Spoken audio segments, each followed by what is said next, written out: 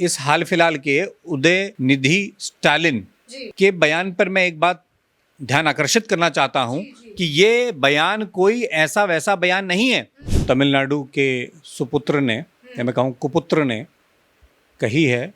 उन पर मेरा दो टूक अगर जवाब देना हो तो मैं इतना कहना चाहूँगा कि जो सनातन ना मिटा लंकेश की हुंकार से, जो सनातन ना मिटा कंस की तलवार से, वो सनातन क्या मिटेगा इस घमंडिया गठबंधन की वार से। इसलिए वो पर्ची बना करके स्टालिन के बेटे को इसलिए दी जाती है क्योंकि इस प्रकार का माहौल सेफर साइड में तमिलनाडु में ऑलरेडी डेवलप्ड है।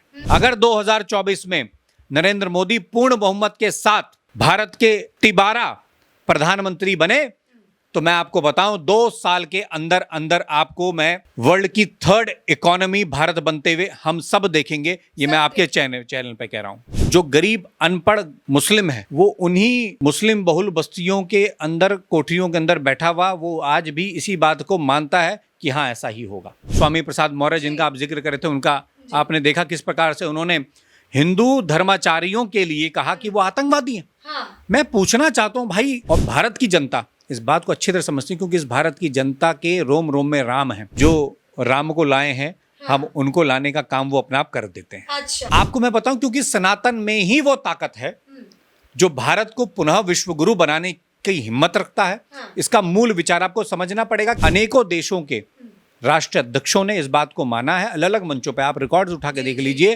कि भारत लगातार तरक्की कर रहा है। वो दिन दूर नहीं है जिस दिन भारत तीसरी वर्ल्ड इकोनॉमी बन जाएगा जल्द। जीन्स बदल गए हैं अटैक करने वालों के। पहले वो विदेशी थे, अब वो स्वदेशी हैं, लेकिन विचार वही विदेशी है। वही आक्रांता वाला विचार है इस घमंडीय गठबंधन का, जिसने इस प्रकार का प्रोपेगेंडा रचा हुआ है और लगातार ये उस पर काम कर रहे हैं। अगर हमें वोट नहीं दोगे तो इस देश में जो हिंदू संगठन है वो तुम्हें जीने नहीं देंगे। अच्छा। तुम्हें मार देंगे, तुम्हारा कत्ल कर देंगे। और ये वैसा ही होगा जैसा जिन्ना ने पाकिस्तान में हिंदुओं के साथ किया, उसी प्रकार से हिंदू संगठन तुम्हारे साथ हिंदुस्तान में करेंगे। ये डर उनको 1947 से दिखाया जा रहा है लगातार। जिस संस्कृति के पास इतनी धरोहर हो उसी को तो लूटा जाएगा। जो कंगाल खुद में कटोरा लेके खड़े हैं उसको कौन लूटने का और उस पर कौन वार करता है। विपक्ष के बड़े बड़े नेता हैं, राहुल गांधी हैं, बाहर जाकर अमेरिकी राजदूत से कहते हैं कि जो हिंदू संगठन है वो तो लश्कर ए तैयबा से भी खतरनाक हो सकते हैं, तो बाहर भी अवहेलना है। देखिए, बाहर की अवहेलना नहीं है, वो यहीं के हमारे खटमल हैं जो बाहर जाकर के पोषित होते हैं। नमस्कार दर्शकों, मैं अपूर्वा चौधरी और आप देख रहे हैं पब्लिक फर्स्ट। देखिए, सनातन धर्म पर एक बार फिर से विपक्षियों ने जो है अपने बोल को बिगाड़ दिया। ये ऐसा कहूँ कि सनातन धर्म के बारे में जो उनके बोल हैं वो फिर से खराब होते हुए दिखे। चाहे आप स्वामी प्रसाद मौर्य को ले लीजिए, चाहे राहुल गांधी को ले लीजिए, चाहे दिग्विजय सिंह को ले लीजिए, और अभी हाल फिलहाल में ताज़ा में जो चल रहे हैं एमके स्टालिन के पुत्र, जिनके बोल इतने अच्छे हैं कि सुर्खियों में आ गए हैं, उदयनिधि स्टालिन, और उसके बावजूद भी सुर्खियों में रहे हैं और माफ़ी मांगने का जो है वो नाम नहीं ले रहे हैं। इसी मुद्दे पर हमारे साथ इस वक्त राजनीतिक विशेषज्ञ सौरभ उनियाल जी मौजूद हैं। उनसे बात करेंगे और उनकी राय आपको सुनाते हैं। सौरभ जी, बहुत बहुत धन्यवाद। शुरुआत करूँगी पहले सवाल के साथ कि देखिए, स्टालिन जी के जो सुपुत्र हैं उदयनिधि स्टालिन जी, उन्होंने ऐसा कहा कि सनातन जो है वो डेंगू मलेरिया जैसा है और उसका विरोध नहीं, उसका खात्मा करना है। उस पर आपकी क्या राय है? देखिए, ऐसा है कि सनातन धर्म के जिस खात्मे की मुख्यमंत्री तमिलनाडु के सुपुत्र ने या मैं कहूँ कुपुत्र ने कही है, उन पर मेरा दो टूक अगर जवाब देना हो तो मैं इतना कहना चाहूँगा कि जो सनातन ना मिटा लंकेश की हुंकार से, जो सनातन ना मिटा कंस की तलवार से, वो सनातन क्या मिटेगा इस घमंडिया गठबंधन की वार से। ये मेरा स्पष्ट शब्दों में उनको मेरा ये जवाब उनको सीधा आपके माध्यम से मैं पहुंचाना चाहता हूं कि उनके किसी भी प्रकार के षड्यंत्र को सनातन धर्म झेलने के लिए बहुत बहुत मजबूती से खड़ा है, क्योंकि ये पहली बार नहीं है। इनके अनेकों साथियों ने इस प्रकार के विवादित बयान कई बार दिए हैं। अच्छा सौरभ जी, एक सवाल हमेशा मन में आता है, चाहे स्वामी प्रसाद मौर्य हो, चाहे स्वयं राहुल गांधी हो, चाहे दिग्विजय सिंह हो, चाहे स्टैलिन जी के सुपुत्र हो, अक्सर ऐसा क्यों होता है सौरभ जी कि लगातार सनातन पर ही वार किया जाता है? देखिए, बहुत बड़ा फ्रेमवर्क है, इसको समझना पड़ेगा। और कम शब्दों में कहूँ कि स्पेशल तौर पर, वैसे तो सनातन हमेशा से टारगेट पे रहा है। आप प्राचीन संस्कृतियों में चले जाएंगे तो विश्व की, ब्रह्मांड की जो प्राचीनतम संस्कृतियां मानी जाती हैं, और कहा जाता है कि जब इस धरती पर कुछ नहीं था और जहां पर मनुष्य था, तो वो हमारा ये भारत का भूखंड है। और उसके अलावा जो जूज है, जुडाइज्म है, वो आज का जो इजराइल है, भले ही वो बाद में जाकर के उसका नया नाम पड़ा, उसके आसपास संस्कृति हुआ करती थी। कुछ चाइना के आसपास संस्कृतियां हुआ करती थी, और अफ्रीका के अंदर कुछ संस्कृतियां हुआ करती थी। और उसमें भी जो सबसे डेवलप्ड संस्कृति थी वो हमारे इस भारतवर्ष की प्राचीनतम संस्कृति थी, जिसको सनातन संस्कृति, बाद में हिंदू संस्कृति, एक कालखंड में उसको वैदिक संस्कृति भी कहा गया। और इसी में अनेकों उपनिषदों का, और ये उपनिषद का उस दौर का हम कहें तो ये रिसर्च थी। अनेकों ऋषि मुनियों द्वारा बहुत सारे अलग अलग विषयों पर रिसर्च थी। अब आप देखेंगे कि मैं कहूँ कि जो सर्जरी है हमारी, उस सर्जरी पे भी जो रिसर्च की थी वो भी भारत के ऋषि मुनियों ने करी। न्यूक्लियर साइंस पे रिसर्च भारत के ऋषि मुनियों ने करी। मैं वापस आपकी बात पे आता हूँ, जिस संस्कृति के पास इतनी धरोहर हो उसी को तो लूटा जाएगा। जो कंगाल खुद में कटोरा लेके खड़े हैं उसको कौन लूटने का और उस पर कौन वार करता है? लेकिन देखिए सौरभ जी, आपने संस्कृति की बात कही, आपने सनातन के बारे में कहा, लेकिन हिंदुस्तान में तो सनातन का अपमान होता ही होता है। बाहर भी जो विपक्ष के बड़े बड़े नेता हैं, राहुल गांधी हैं, बाहर जाकर अमरीकी राजदूत से कहते हैं कि जो हिंदू संगठन है वो तो लश्कर-ए-तैयबा से भी खतरनाक हो सकते हैं, तो बाहर भी अवहेलना है। देखिए, बाहर की अवहेलना नहीं है, वो यहीं के हमारे खटमल हैं जो बाहर जाकर के पोषित होते हैं। हाँ। बाहर के पैसों पे, यानी विदेशी फंडों पे पोषित होते हैं। वो जो खटमल हैं वो यहीं का खून चूसते हैं और बाहर से उसकी फंडिंग लेते हैं। उसके बाद उसको अपने चुनावी और इस तरह करके हथकंडों पर उसका प्रयोग करते हैं, उस रिसोर्सेज का, उन पैसों का। और उसके बाद कोशिश करते हैं कि इस देश की भोली भाली जनता को बरगला करके और वो एक मैंडेट हासिल कर पाए। लेकिन ऐसा हो नहीं पाता, क्योंकि इस देश में इस वक्त नरेंद्र मोदी की सरकार है। अच्छा। ये समझने की आवश्यकता है उनको कि उनका सामना एक ऐसे व्यक्ति से है जो एक सामान्य गरीब माँ की कोख से पैदा हुआ है। किसी ने कहा था कि आने वाले समय में राजा रानियों की कोख से पैदा नहीं होंगे।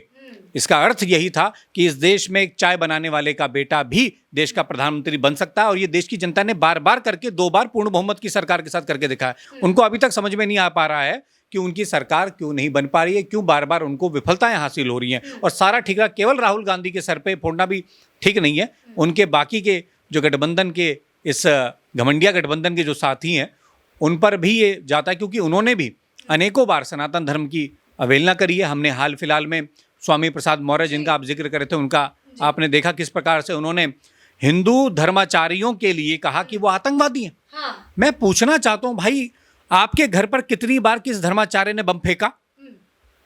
आपके घर के बाहर अगर कोई हिंदू संत महात्मा खड़ा है और लश्कर-ए-तैयबा का आतंकवादी बंदूक लेके खड़ा है, आप किसको देखना चाहेंगे? मेरा उनसे सवाल है, आप अपनी बेटी को किसके साथ सुरक्षित महसूस करते हैं? किसी धर्माचार्य के पास, वो जब धर्म ग्रंथ का ज्ञान लेने जाए उसके पास, या किसी लश्कर-ए-तैयबा के व्यक्ति के पास मिलने के लिए जा रही है उसके पास? किसके पास आप सुरक्षित देखते हैं? आपको समझना पड़ेगा कि इस प्रकार के विवादित बयान, आप तुच्छ राजनीति आपकी प्रदर्शित करते हैं। और भारत की जनता इस बात को अच्छी तरह समझती है, क्योंकि इस भारत की जनता के रोम रोम में राम है। यहाँ कंकड़ कंकड़ हम कहते हैं कि शंकर है। हर बच्चे बच्चे में माँ सीता और माँ राम देखा जाता है। उस देश में आप कैसे कल्पना कर सकते हैं कि कोई रामचरितमानस के बारे में कह देगा तो वो मान लेंगे? कैसे हो सकता है? इन्हीं लोगों के द्वारा, इन्हीं के मित्रों द्वारा एजेंडा चलाया गया जनजातीय लोगों के बीच में कि आप हिंदू नहीं हैं। अरे कैसे हिंदू नहीं है भाई? कैसे हिंदू नहीं है? अगर उन जनजातीय क्षेत्रों में अगर मंदिरों का निर्माण नहीं है तो वो हिंदू नहीं होंगे। वो सूर्यदेव की पूजा करते हैं। सूर्यदेव का वर्णन कहाँ पर है? हिंदू धर्म ग्रंथों में है। वो चंद्रदेव की करते हैं, कहाँ है? यहाँ है हमारे पास। वनस्पति की वो पूजा करते हैं, हमारे पास है। तो ये कि कोई भी प्रोपेगेंडा चला लें, ये सब विफल है। और दोबारा मैं एक बार कहना चाहूँगा कि जितनी जल्दी ये अपने इस प्रोपेगेंडा को बंद करके सीधे रास्ते पे चल के जनता के मूल मुद्दों को उठाएंगे, उसमें उनकी भलाई है, बाकी अन्यथा इनको कुछ हासिल नहीं होने वाला है। देखिए सौरभ जी, इन लोगों ने जो विपक्ष हैं, जो ये इंडिया अलायंस इन्होंने बनाया, जिसको ये इंडिया कहते हैं, इन लोगों ने 3 बार मीटिंग की। अभी हाल फिलहाल में जो मीटिंग हुई उसके बाद ही जो उदयनिधि जी हैं उन्होंने ये स्टेटमेंट दी। तो मेरा आपसे एक सवाल है कि क्या समझा जाए कि मीटिंग में ये लोग ये चर्चा करते हैं कि सनातन धर्म को कैसे हटाया जाए, क्या लगता है आपको?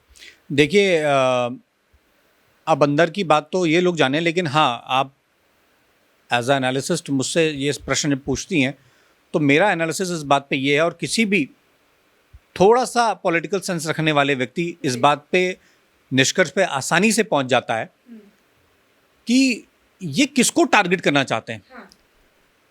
ये इतने मूर्ख भी नहीं है, सोची समझी साजिश के तहत एक एक बयान देते हैं। आनन फानन में चलते हुए किसी मीडिया पर्सन ने माइक मुंह पे लगा दिया और उन्होंने सवाल पूछा और उन्होंने कुछ भी कह दिया, ऐसा नहीं हुआ है। आपको इस हाल फिलहाल के उदयनिधि स्टालिन के बयान पर मैं एक बात ध्यान आकर्षित करना चाहता हूं कि ये बयान कोई ऐसा वैसा बयान नहीं है। ये बयान एक कॉन्फ्रेंस में दिया गया था, जिस कॉन्फ्रेंस का टाइटल जो है, शीर्षक जो है, वो था इरेडिकेशन ऑफ सनातन धर्म। अच्छा। इसका अर्थ है, हिंदी में इसका अनुवाद करें तो हिंदू सनातन धर्म का समूल नाश। ये इसका टाइटल पूरा था। जिस कॉन्फ्रेंस में ये गए थे और वहीं जाकर के अपने भाषण में उन्होंने ये वक्तव्य कहा, ये लाइन कही कि हिंदू धर्म मलेरिया और डेंगू की तरह और इसका संपूर्ण नाश जरूरी है। जी। उन्होंने ये कहा। तो ये कोई सिंपल स्टेटमेंट नहीं है।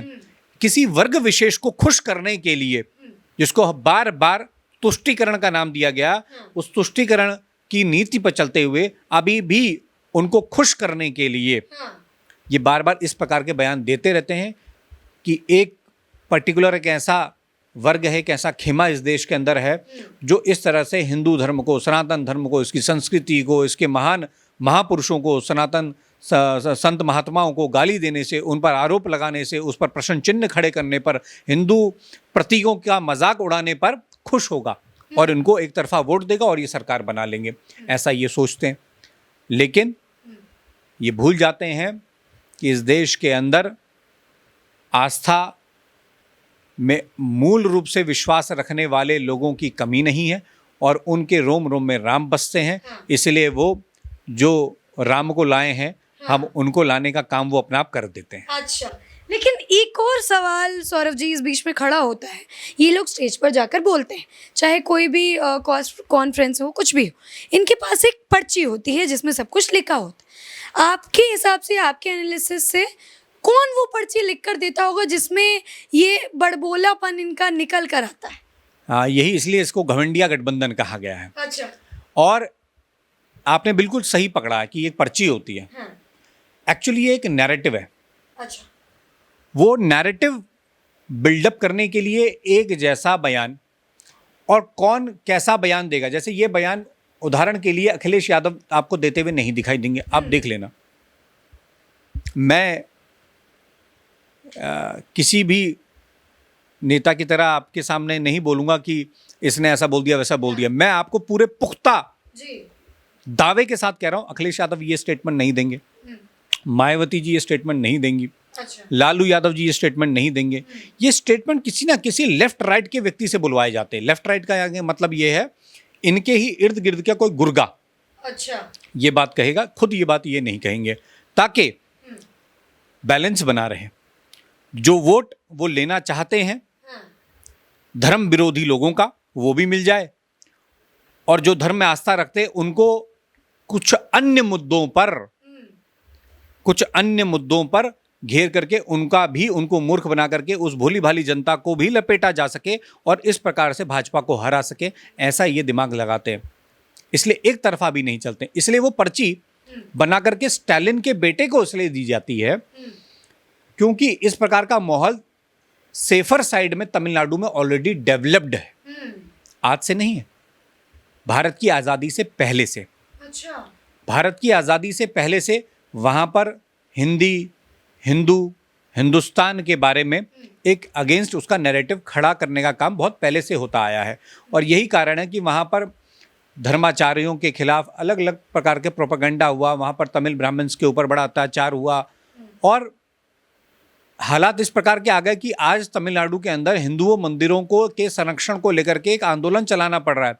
सदगुरु जी के बारे में सब जानते हैं, वो एक आंदोलन उसको लीड कर रहे हैं, सब पूरे देश दुनिया से लोग उसको सपोर्ट कर रहे हैं। और आपको मैं बताऊं कि तमिलनाडु के जीनियस माइंड्स जो तमिलनाडु छोड़ने पे मजबूर हो गए इस हालात को देखते हुए। गत वर्षे 20-30 सालों में तमिलनाडु से छोड़ करके लोग भारत के अन्य राज्यों में या ये देश छोड़ करके जो है अलग देशों में जाकर के बस गए, सिर्फ इसलिए क्योंकि तमिलनाडु में हालात ऐसे नहीं बचे कि वहाँ रहा जा सके। लेकिन मैं आपको पूर्ण विश्वास के साथ कह रहा हूँ कि तमिलनाडु अपनी उस प्राचीनतम संस्कृति, जो बहुत गौरवशाली संस्कृति रही है, जो हिंदू धर्म में, हिंदू संस्कृति में जिसका एक अमूल्य और अभिन्न अंग रहा है, वो वापस गौरवशाली इस इतिहास पे आएगी और इन सभी पापियों का नाश करते हुए वहाँ पर एक इस देश की मूल संस्कृति में विश्वास रखने वाले लोगों की सरकार पुनः बनेगी, एक बार दोबारा बन करके आएगी। ये मेरा पूरा पूर्ण विश्वास है। विश्वास, ये तो सौरभ जी आगे समय बताएगा, देखना होगा क्या होगा क्या नहीं। एक अंतिम में महत्वपूर्ण सवाल पूछना चाहूँगी। हमेशा देखा गया है, चाहे वो बिहार राज्य हो, चाहे कोई भी पार्टी हो, हर जगह से एक ही चीज़ देखने को मिलती है, सनातन से दिक्कत। चाहे रामायण जलाने की बात हो, चाहे आरएसएस संगठन के लोगों को आतंकवादी बताना हो, चाहे हिंदू धर्म को खोखला बताना हो, कुछ भी हो, सनातन ही एक जड़ ये लोग बताते हैं। ऐसा क्या खौफ है, क्या डर है सनातन से कि उनको मिटाने की बात की जाती है, क्या है ऐसा? देखिए, मैंने हमेशा से कहा कि जैसे मैं आपको बता रहा था कि दुनिया में कुछ प्राचीनतम संस्कृतियां थी, उनमें से सनातन संस्कृति भी एक है। विश्व भर में एक ऐसा प्रोपेगेंडा, एक ऐसा गिरोह काम कर रहा है जिनको ये बात समझ में आ चुकी है कि भारत जो विश्व गुरु था, जो सोने की चिड़िया था, जो टोटल इकोनॉमी विश्व की है, उस पर बहुत बड़ा प्रतिशत, जिस पर अभी तक कोई देश पहुंच नहीं पाया, उतना बड़ा प्रतिशत उस वर्ल्ड ट्रेड पर भारत का अकेला हुआ करता था। और ये बहुत पुरानी बात नहीं है, अंग्रेजों के दौर तक में भी ऐसा था। लेकिन मुगलों के दौर में हमें सांस्कृतिक रूप से और अंग्रेजों के दौर में हमें आर्थिक रूप से लूटा गया। और मैं कहूं तो भारत का बलात्कार हुआ, सांस्कृतिक रूप से और आर्थिक रूप से, इसी मुगल और इसी अंग्रेजी शासन काल के दौरान। और इसलिए मैं कहूंगा कि ये अटैक अभी नहीं हो रहा है, ये अटैक लगातार हो रहा है। बस अंतर ये है कि जीन्स बदल गए हैं अटैक करने वालों के।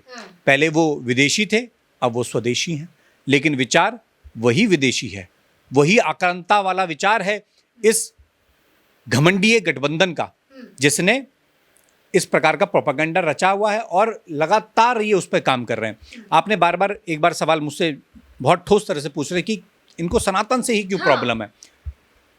आपको मैं बताऊं, क्योंकि सनातन में ही वो ताकत है जो भारत को पुनः विश्व गुरु बनाने की हिम्मत रखता है। इसका मूल विचार आपको समझना पड़ेगा कि आज नरेंद्र मोदी जिस देश के प्रधानमंत्री हैं, और जब से वो प्रधानमंत्री बने हैं, लगातार ना सिर्फ हमें आर्थिक रूप से विकास कर रहे हैं, बल्कि एक मोरल बूस्ट भारतीयों का हुआ है जो भारत में रहते हैं या भारत के बाहर भी रहते हों। और आज विश्व के अनेकों देशों के राष्ट्र अध्यक्षों ने इस बात को माना है, अलग अलग मंचों पे आप रिकॉर्ड्स उठा के देख लीजिए कि भारत लगातार तरक्की कर रहा है। वो दिन दूर नहीं है जिस दिन भारत तीसरी वर्ल्ड इकोनॉमी बन जाएगा, जल्द, ये बहुत जल्द होने वाला है। अगर 2024 में पुनः नरेंद्र मोदी, मैं आपके माइक से कह रहा हूं ये बहुत मजबूती से ये स्टेटमेंट, अगर 2024 में नरेंद्र मोदी पूर्ण बहुमत के साथ भारत के 12 प्रधानमंत्री बने, तो मैं आपको बताऊं 2 साल के अंदर अंदर आपको मैं वर्ल्ड की 3rd इकोनॉमी भारत बनते हुए हम सब देखेंगे। ये मैं आपके चैनल पे कह रहा हूं। एक और सवाल सौरभ जी, क्योंकि अभी आपने सनातन का जिक्र किया, जो गलत होता है, जो बहुत सारी जगहों पर गलत होता है, मैं अभी वो विशेष नाम नहीं लूँगी, उस पर क्यों नहीं बोला जाता है विपक्षी पार्टी द्वारा और सनातन पर बोलते हैं?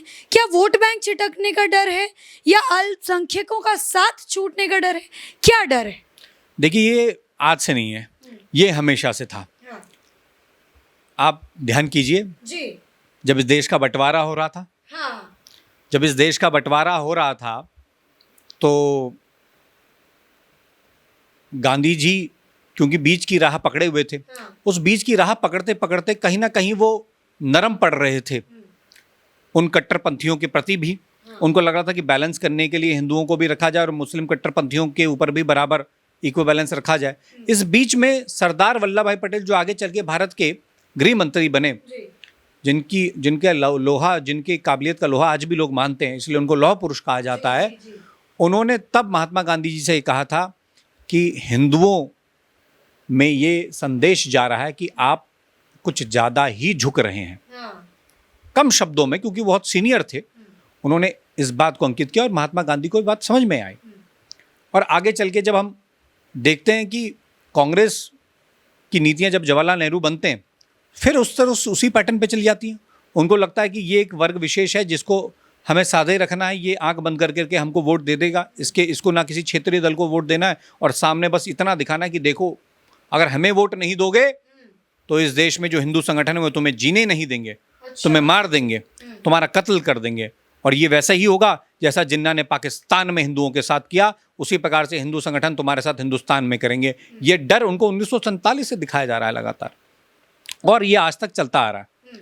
आज भी उसी सदमे में, उसी डर में जो गरीब अनपढ़ मुस्लिम है, वो उन्हीं मुस्लिम बहुल बस्तियों के अंदर, कोठरियों के अंदर बैठा हुआ, वो आज भी इसी बात को मानता है कि हाँ ऐसा ही होगा।